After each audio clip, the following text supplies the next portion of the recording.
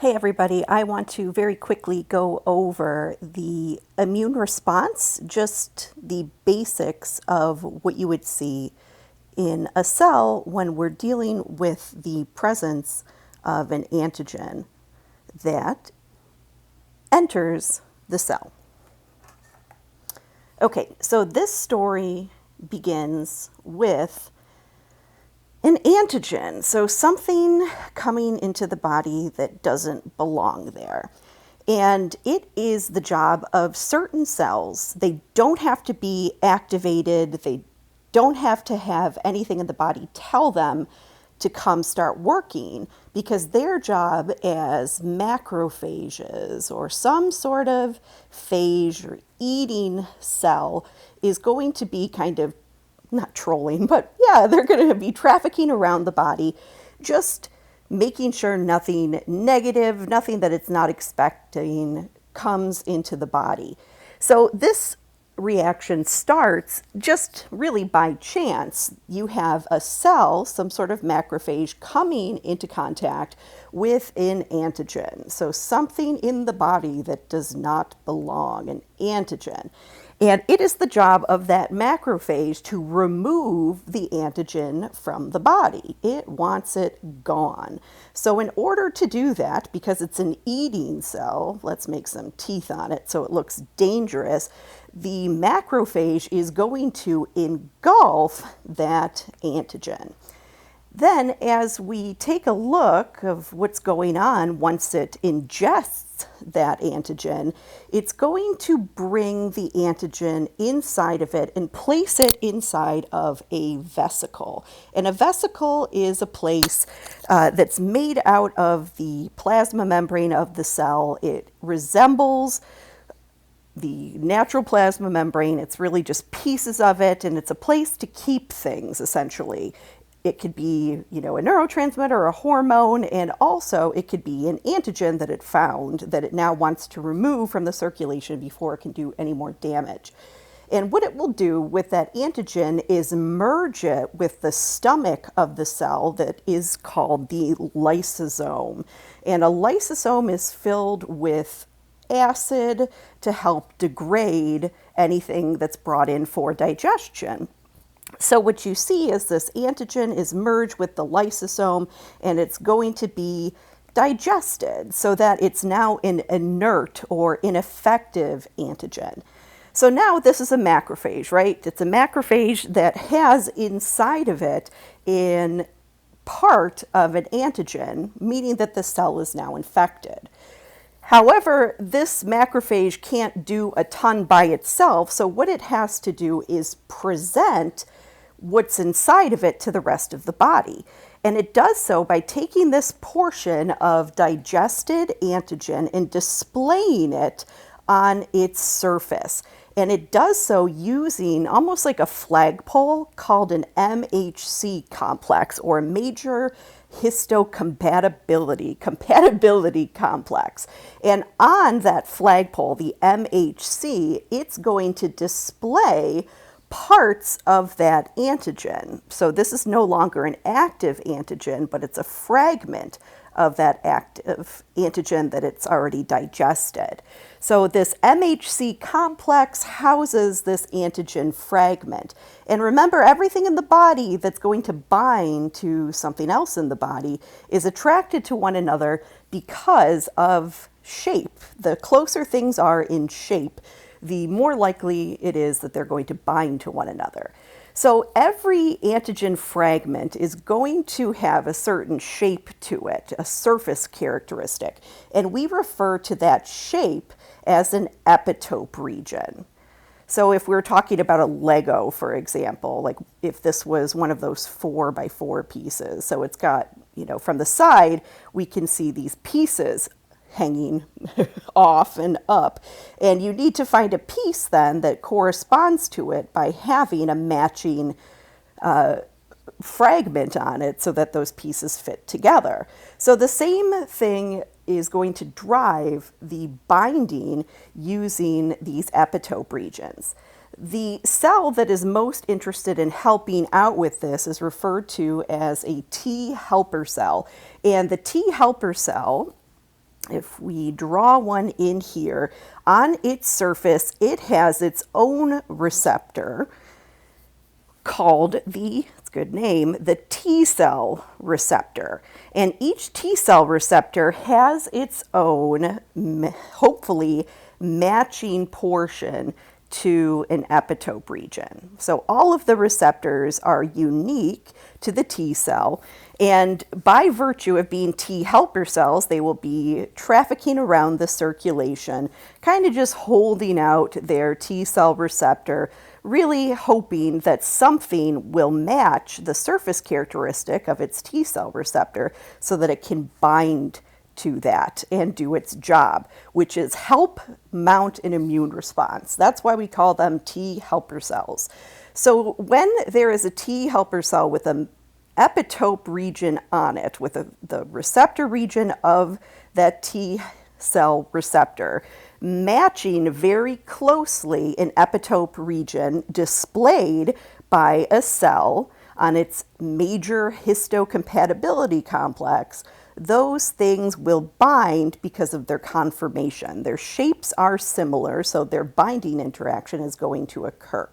So the T helper cell and its corresponding T cell receptor will bind to, because of its attraction via shape, to the epitope portion of an antigen fragment displayed on a major histocompatibility complex. All right, just a little note. So far we've talked about T helper cells, we've talked about macrophages. The cell that has ingested that antigen and displayed it, we now call an APC, or an antigen presenting cell, which is a great name, right? That's exactly what it does. It is presenting an antigen fragment out to the circulation to mount an immune response. So that's how this system is first activated. Really just by chance, a macrophage comes into contact with an antigen, a foreign invader into the body. It takes in that antigen, it digests it in its lysosome, and then it displays on its flagpole, the MHC complex, a portion of that antigen fragment with its own surface characteristic, we call the epitope region, to a T helper cell with a matching receptor portion to this epitope region. Okay, so now let's focus in on what happens once this binding interaction occurs. Here we've got our APC, our antigen presenting cell, with its MHC, displaying its antigen fragment out to the circulation, and we have the T helper cell with its corresponding T cell receptor that is going to bind to that epitope region. So when that binding interaction occurs right here, these cells will become activated, specifically the T helper cell. So these two cells are going to essentially talk to each other by releasing cellular signaling mechanisms we call cytokines. Cytokines, they are cell signals that cause the movement of cells. There are things that are released that we call interleukins. So when the T helper cell binds to this epitope portion, it is going to release a cellular signal called interleukin 1, and in response to that, the antigen presenting cell is going to release a cytokine called interleukin 2. Those two interleukins will call forward the cells that will be a part of the immune response. So they're going to carry forth this next immune response, this next portion of it. So let me just get rid of these other pieces so we can talk about the two arms of the immune system that are going to be acting in parallel, essentially, to remove this antigen from the body. So when these cytokines are released, we're going to have the activation of two concurrent arms of the immune system. The first is going to be the humoral, or humor means like fluid, the humoral side, which is going to involve B cells. And then at the same time, it will activate the cell-mediated side, the cell portion of the immune response, which will involve also T cells, which we refer to as cytotoxic T cells, or T cells that kill other cells. These are also called killer T cells. So these two arms are activated at the same time, and there's some divergence in the pathways. When B cells become activated by the release of these interleukins, two things are going to happen.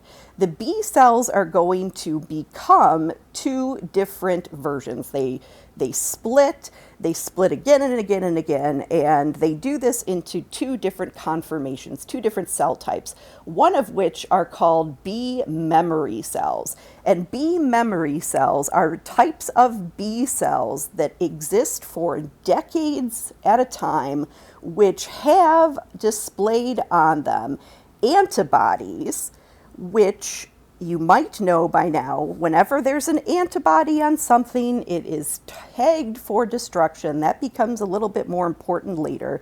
But these memory B cells hang out in the circulation covered in an antibody that, just like the T cell receptors, has a portion on its Fab portion, its binding portion, that is analogous or matching to the epitope region of this antigen, meaning that the immune system has learned what the surface characteristics are of the specific antigen and makes copies of a matching portion of this and puts them onto antibodies. So the memory B cells are primed and ready in the case that that antigen enters the body another time. So here's that antigen again showing up. There already is an antibody with a matching portion on it, ready to attach to that antigen.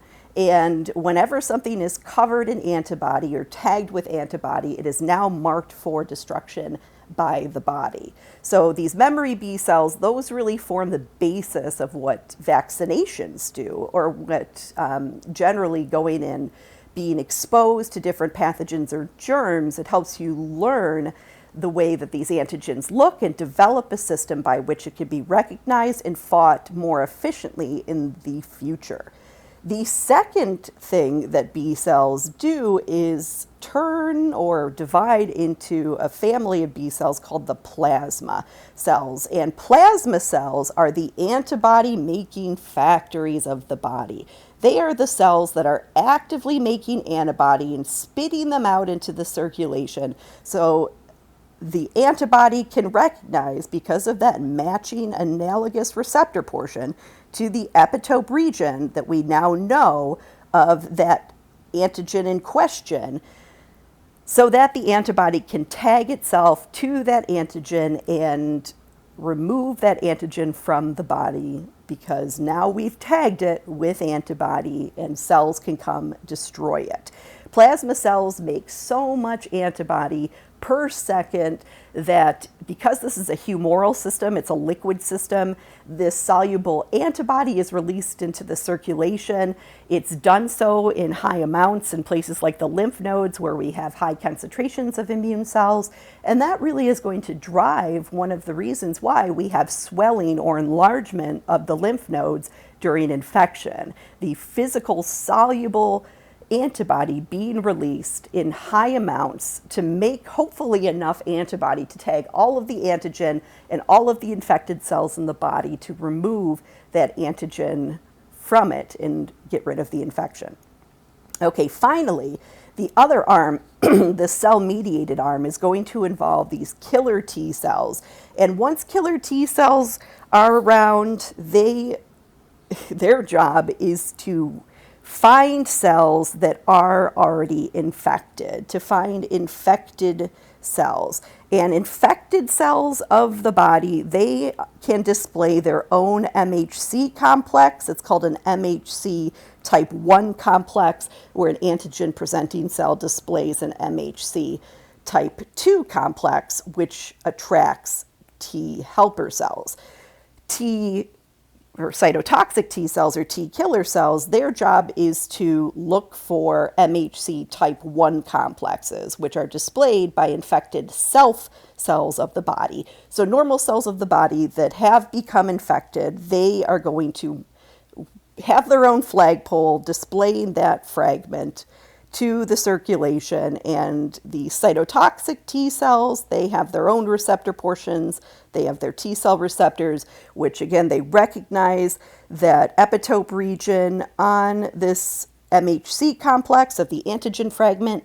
And these killer T cells, they release different hydrolytic enzymes, which, like acid, they work that way. They are released onto the infected cell, which then kill it. And once you have cells containing the antigen killed, either by having antibody tagged to it and having other cells like natural killer cells come to that area and degrade it, or by having these killer T cells come and bind to infected cells and killing them, hopefully that antigen is removed from the body and the infection is over. So those are the cells involved in an immune response. We've got our antigen presenting cells with their MHC complexes. We have T helper cells, which help start the immune response. We've got cytotoxic T cells, and then we've got B cells, which differentiate into memory B cells and plasma cells. And that, my friends, is the short, condensed version of the immune response. Stay smart.